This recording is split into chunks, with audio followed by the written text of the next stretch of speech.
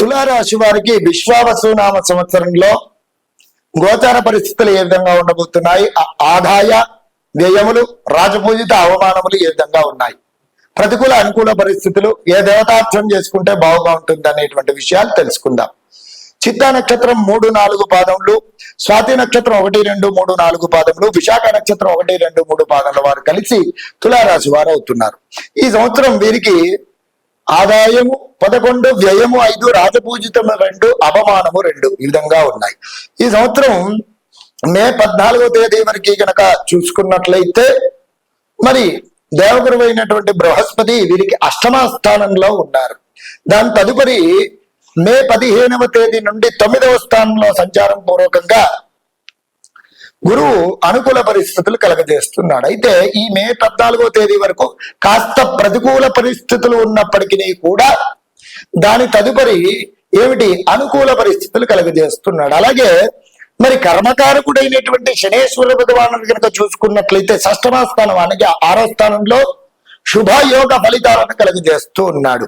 ఇక ఏమి అనుకూల పరిస్థితులు అంటే అనుకున్నటువంటి పనులలో దిగ్విజయం సాధించడం, నిరుద్యోగ యువతీ యువకులకు ఉద్యోగ ప్రాప్తి కలగడం, అలాగే సత్సంతాన ప్రాప్తి కలగడం, వ్యాపారంలో వృద్ధి సాధించడం, నూతన వ్యాపార సంస్థలు వాటికి సంబంధించినటువంటి అనుబంధ సంస్థలు నెలకొల్పడము, అలాగే అనారోగ్య సమస్యలతో బాధపడుతున్నటువంటి వారికి మంచి చక్కటి ఆరోగ్యం లభించడము, రాజకీయ రంగంలో ఉన్నటువంటి వారికి మంచి వృద్ధిలోకి రావడం, అలాగే ఆధ్యాత్మిక దైవ చింతన కలగడము, హిందూ విహారయాత్రలలో పాల్గొనడం, అలాగే విదేశీ విద్యాభ్యాసం కోసం ప్రయత్నాలు ఎవరైతే చేస్తున్నారో వారికి చక్కటి విదేశీ విద్యాభ్యాసం కోసం ప్రయత్నాలు సఫలీకృతం కావడము, అలాగే వివాహం కాని వారికి వివాహము, మరి ప్రతికూల పరిస్థితులు కాకుండా తప్పకుండా ఈ తులారాశి వారికి ఈ సంవత్సరం విశ్వావసునామ సంవత్సరంలో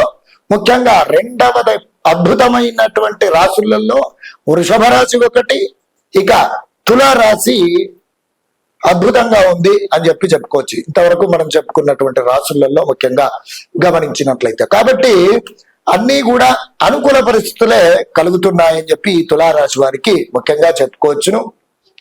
ఇక ఈ తులారాశి వారు ఇంకా మనకు మంచి పాజిటివ్ వైబ్స్ రావడానికి, అనుకూల పరిస్థితులు ఇంకా ఎక్కువగా కలగడానికి తులారాశినాథుడైనటువంటి శుక్రగ్రహ ధ్యాన శ్లోకాన్ని ప్రతినిత్యం పఠించండి.